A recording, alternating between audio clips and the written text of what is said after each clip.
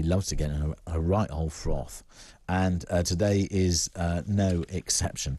I speak of the one, the only, Dr. Roger Givold, CEO of Fair Money, personal finance and credit expert.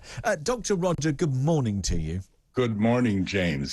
You're fast becoming a national treasure. And the thing Thank you. Well, it's my pleasure. Here's the thing. So you start off and you're frothing, and then you tell me in an email that you're beyond frothing. I mean, what does that look like? Well, it's even worse because I've got no video of you this morning. Oh. I can't see you, and I'm not sure I can get through this without looking at your excellent mien. So maybe the producer can do something about it. But who only knows? All I know is that we can see you periodically, and I know that you're there. So let's ignore the technology and apparently, your first one, Wakey. Hang on a second. It sounds like I can see how that. See, look, there we go. Well done. Thank you. With your glorious background there of green. Let's talk though about the thing that you want us to wake up about. 5 days time. What happens, Roger? Well, I was going to say, James, that in 5 days' time we're going to have a new prime minister, and let's hope that after all the waffle, she or he comes up with some real concrete help for our biggest problem, which is the cost of living crisis. But last night, I don't know about you, but I watched most of the final hustings where some 6,000 tweed-wrapped, sherry-swilling conservative party members assembled at Wembley Arena. And I was flabbergasted when Liz Truss, who is the leader, was asked, what is she going to do? Her answer was that, well, the Chancellor will tell you, in so many words. It was very interesting that for neither candidate was the cost of living crisis as acute as it is on the street.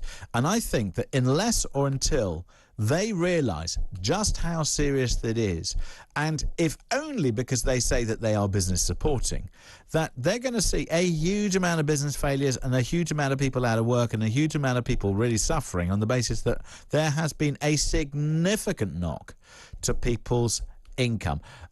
I want to see more from, and I don't care which one gets it, because I think neither of them is particularly up for the job. I haven't said that. Compared to the other hustings, Rishi won it hands down last night. I think it's even worse than that, James. I think that the whole narrative the last 5.5 weeks and even before that, the last couple of months, has been about the consumers and the cost of living crisis. And their businesses haven't even been mentioned. Now, if they don't do something for businesses, then whatever they do for consumers, if they actually do something, is going to be swept away because the businesses are going to have to keep raising their prices. They're going to go out of business, as you say. And not only that, but the 45 billion pounds that Sunak gave away during the pandemic, that will be for nothing. So I'm just amazed at how we are treated. We're treated like little children, like idiots. None of the candidates before and the remaining two has said anything of any substance to us. I'm not surprised that people like Martin Lewis have challenged them to a debate. Well, I think they are going to have to be challenged, and I think you're absolutely right, and I genuinely hope that Martin Lewis and indeed others, and I will continue to hold them to account on the basis that I want to see real change and reform. The one thing that Liz Truss did say that I thought was quite interesting is that she did say the tax system is too complicated. And we need to simplify it, and we need to do that at the same time as providing immediate help for people who need it. So yes, but all her attention around tax and tax cuts and tax system doesn't affect the people. And they just don't seem to see this.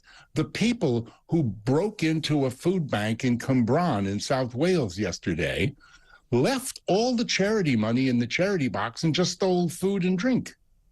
I know. They don't pay tax. They don't earn enough to pay tax. No, exactly. They don't earn enough to pay tax, and maybe that's part of the issue as well. So exactly, cut tax doesn't necessarily help those people who are desperate. Anyway, and cutting VAT, same thing. They're not spending. Yeah, well, VAT might help. I mean, VAT seems to punish the poorest the hardest, but there we are. Yeah. Let's talk about banks. Apparently, they should be doing more. Really? Well, this is where, as you say, I'm beyond frothing and into the deepest, darkest despair. More and more people are coming to me, telling me how their mortgages have doubled, their monthly payments have doubled and more. Their credit card interest fees, their overdraft fees, even their arranged loan fees, everything with the banks are skyrocketing. They're rising relentlessly, James, and out of all proportion to the recent Bank of England rate increases. How in the world do they get away with this? Where are the government people and politicians who are supposed to protect us from this sort of outrageous behavior?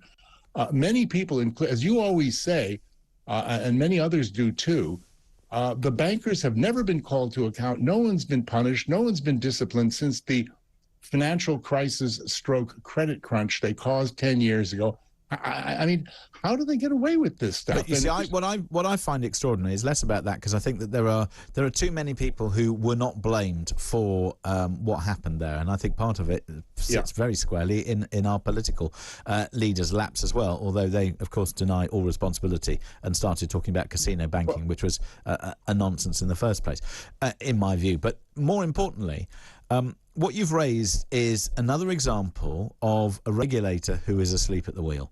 And when you see financial products rising in cost, of course, we understand interest rates and various other things. But when you start to see some of the extra costs and the application of, rinky-dink fee structures and contractual terms and all sorts of things that seem not to be being regulated, it's profiteering. I mean, look, the bank, I'm not anti-banks or anti-bankers, and the bankers are human beings just like us, but I mean, surely they can see that when somebody like Richard Walker has to get Iceland to partner with a charity to make interest-free loans to people so that they can eat, that they ought to be able to do something more for customers. Absolutely. What they're doing is little cosmetic bits and making a lot of noise about it.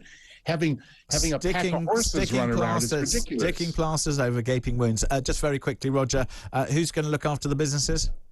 Well, that's the point that I made earlier, which is that in all this narrative where really we've been told nothing, just a lot of hot air, they're not talking about the businesses. All of these price caps and things apply to you and me, not to businesses. So if the Bank of England keeps stupidly raising interest rates in a cost-push inflation situation where consumer demand isn't driving it and prices keep rising and there are no caps and everything that supposedly is being done for consumers is not done for businesses, the stores around the corner and the giant department store one street away and the huge company doing this and the giant company doing that, all of which we depend on, they're going to fail.